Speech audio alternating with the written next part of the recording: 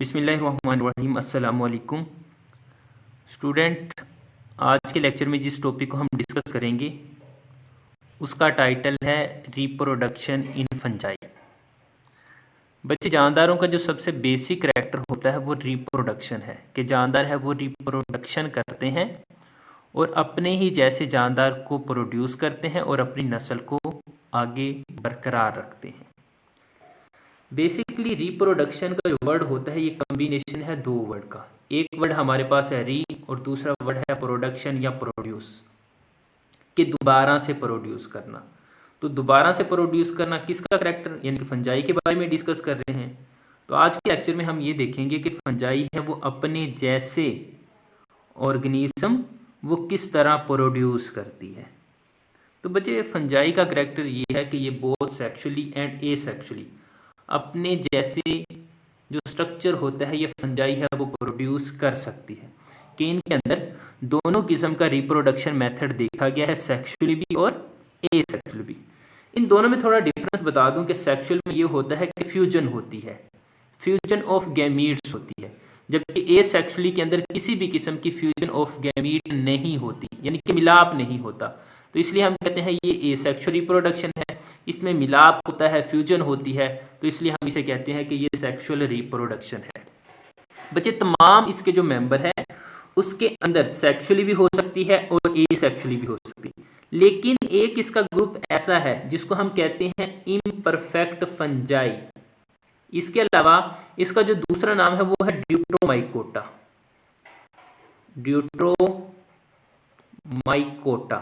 ये बच्चे ऐसा ग्रुप है जिसके अंदर सेक्सुअल रिप्रोडक्शन को ऑब्जर्व नहीं किया गया, सेक्सुअल रिप्रोडक्शन को ऑब्जर्व नहीं किया गया। इसके अंदर सिर्फ एसेक्सुअल रिप्रोडक्शन है वो मौजूद होती है। बाकी जितने भी इसके ऑर्गेनिज्म हैं उनके अंदर सेक्सुअल रिप्रोडक्शन भी होती है और एसेक्सुअल रिप्रोडक्शन भी होती है। आज के लेक्चर में हमने बच्चे सिर्फ एसेक्सुअल रिप्रोडक्शन मेथड के बारे में डिस्कस करना है कि फंजाई के अंदर एसेक्सुअल रिप्रोडक्शन मेथड है वो कौन कौन सा पाया जाता है। बच्चे, उसमें चंद एक नाम लिखे हैं। पहला क्या है, स्पोर फॉर्मेशन। सेकंड हमारे पास है कोनिडिया फॉर्मेशन। थर्ड हमारे पास फ्रेगमेंटेशन और फोर्थ हमारे पास है बड़ी। बच्चे, इन तमाम नामों से आप पहले से वाकिफ होंगे, तो थोड़ा इनके बारे में डिटेल डिस्कस करेंगे कि आया फंजाई के अंदर जो स्पोर फॉर्मेशन का प्रोसेस होता है ये किस तरह अगली जनरेशन को लाने में मददगार होता है।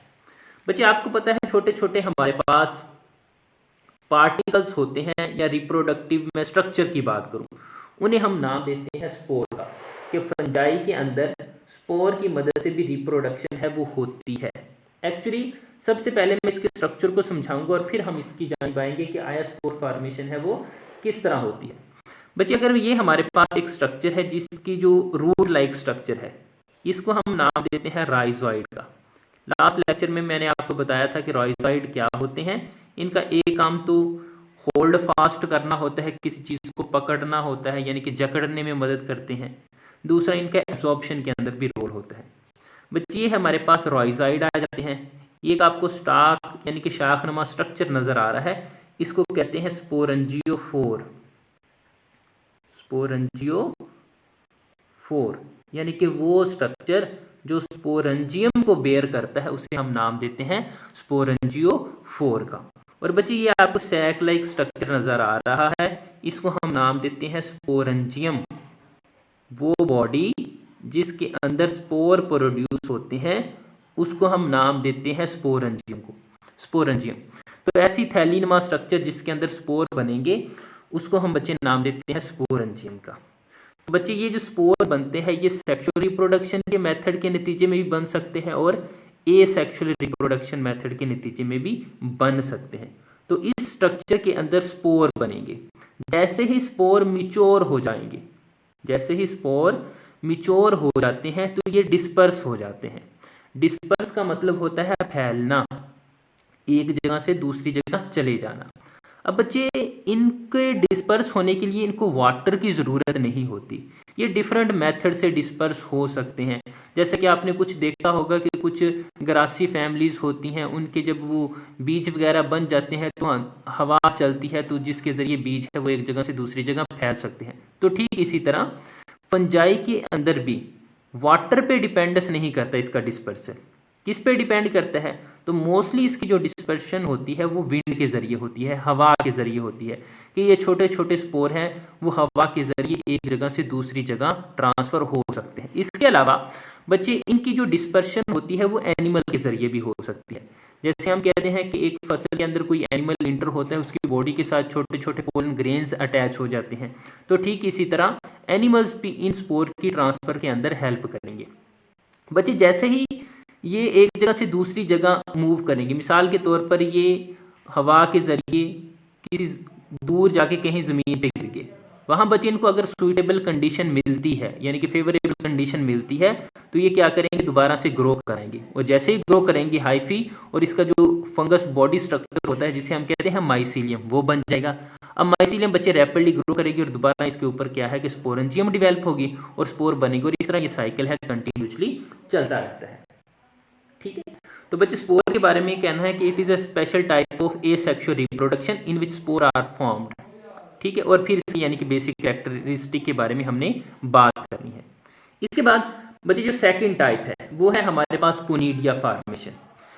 कोनिडिया के बारे में कहा जाता है कि ये भी एक स्पोर की टाइप है, लेकिन ये एक खास किस्म की स्पोर फॉर्मेशन है जिसके इर्द गिर्द कोई हिफाजती तय मौजूद नहीं होती। मिसाल के तौर पर यहाँ आपने देखा कि स्पोर है एक सैक लाइक स्ट्रक्चर के अंदर बन रहे हैं और उसको हम नाम देते हैं स्पोरेंजियम का। कोनिडिया एक ऐसे स्पोर होते हैं जिनके इर्द गिर्द कोई हिफाजती तय मौजूद नहीं होती। कोई हिफाजती तय, कोई अगर मैं कहूँ कि कोई प्रोटेक्टिव स्ट्रक्चर है तो वो मौजूद नहीं होगा। तो बच्चे इनके बारे में लिखा जाता है दे आर नेकेड। नेकेड का मतलब होता है विदाउट एनी कवरिंग, या फिर हम कह देते हैं नंगे। नेकेड स्पोर होते हैं विदाउट एनी कवरिंग। और ये बच्चे क्या होते हैं, जो स्पोर होते हैं वो नॉन मोटाइल होते हैं। मोटाइल का मतलब ये होता है कि अपनी पोजीशन जो चेंज ना कर सके। और बच्चे क्या किसके नतीजे में बनते हैं, एसेक्सुअली स्पोर।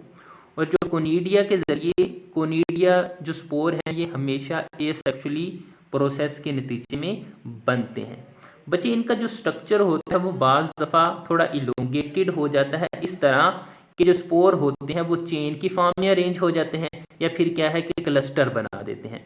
तो यहाँ हमने इसका स्ट्रक्चर ड्रॉ किया हुआ है। मिसाल के तौर पर इसको हम बच्चे नाम देंगे, जिस तरह हमने स्पोरेंजियोफोर कहा था, तो वही स्ट्रक्चर हमारे पास कोनिडियोफोर के ऐसा स्ट्रक्चर जो कोनिडिया स्पोर को बेयर करता है उसको हम नाम देते हैं कोनिडियोफोर का।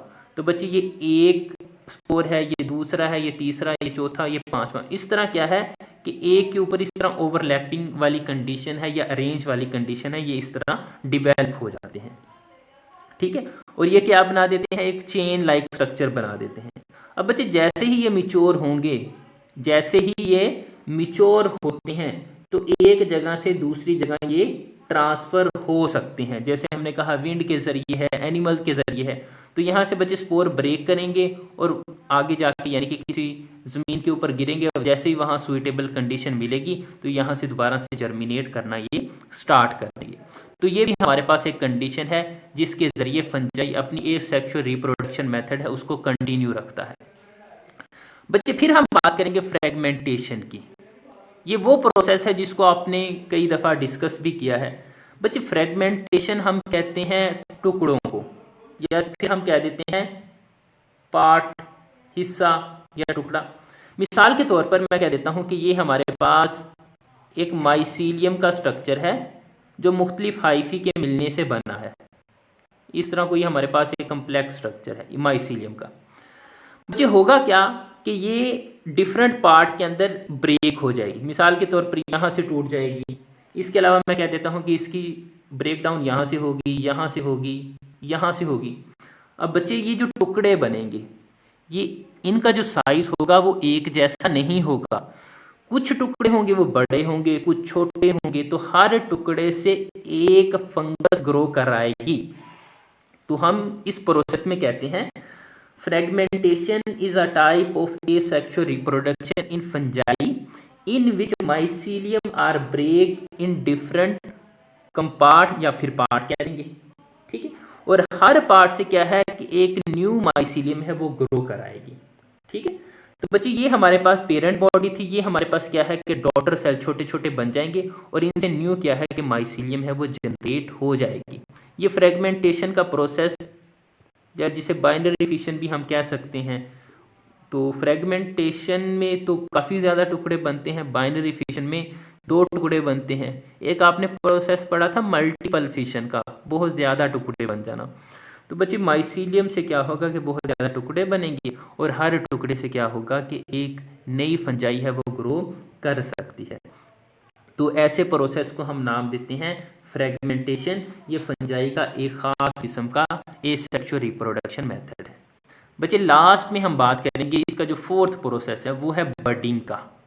ठीक है, बडिंग के बारे में भी आपने अक्सर सुना होगा, पढ़ा भी होगा 9th 10th के अंदर। बच्चे बडिंग बेसिकली हम कहते हैं आउट ग्रोथ को। आउट ग्रोथ इसका मतलब क्या है कि एक बॉडी है, उस बॉडी के बाहर कोई छोटी बड डिवेल्प हो गई है, कोई आउट ग्रोथ डिवेल्प हो गई है जो न्यूट्रिएंट वगैरह को कैरी करेगी, उसके अंदर न्यूक्लियस आ जाएगा और फिर उस बड से क्या होता है कि एक नया प्लांट या नया इंडिविजुअल है वो ग्रो कराता है। अक्सर आपने कुछ वेजिटेबल्स के अंदर भी देखा होगा बडिंग का प्रोसेस होता है, कुछ प्लांट के अंदर एसेक्सुअल रिप्रोडक्शन मेथड होता है तो उनके अंदर भी बडिंग का होगा। बच्चे इसमें एक्चुअली होगा क्या, इसमें होगा क्या कि कोई भी, अगर मैं कहूँ कि एक माइसीलियम है या एक फंगस है, मैं कह देता हूँ एक फंगस बॉडी है, एग्जाम्पल काउंट कर रहे हैं, तो इसके इर्द गिर्द कोई इस तरह से बड डिवेल्प हो जाएगी। इस तरह से क्या है कि एक बड डिवेल्प हो जाएगी। बच्चे ये जो बड होगी वो इंडिपेंडेंट होगी, पहले ये से खुराक हासिल करेगी, तो अब बाद में क्या है कि ये जैसे ही मिच्योर हो जाएगी ये एक अलग स्ट्रक्चर है वो कंसीडर किया जाएगा। बच्चे इससे क्या है कि न्यू फंगस है वो ग्रो कराएगी। जैसे आपने देखा होगा पोटैटो ट्यूबर, ठीक है, अगर हम आलू से उस ट्यूबर को कट करके ज़मीन में लगा देंगे तो उससे क्या है कि एक नया पौधा ग्रो कराएगा। तो बडिंग के बारे में ये कहा जाता है an asymmetric division in which tiny outgrowth is produce, जिसमें क्या होता है कि छोटी सी आउटग्रोथ है वो डिवेल्प होती है, विच में सेपरेट जो अलहदा भी हो सकती है एंड ग्रो इंडिपेंडेंटली, और क्या है कि आज़ादाना ग्रो कर सकती है। This process is called budding, के पेरेंट बॉडी के ऊपर एक छोटी सी आउटग्रोथ है वो डिवेल्प होगी जिसको बड कहेंगे, और बड के अंदर कैपेबिलिटी होती है कि ये इंडिपेंडेंटली तौर पर ग्रो कर सकती है। तो इस प्रोसेस को बच्चे हम नाम देते हैं बडिंग का। तो बडिंग कुछ सिंपल ऑर्गेनिज्म के अंदर सेल डिवीजन की एक इकसाम है।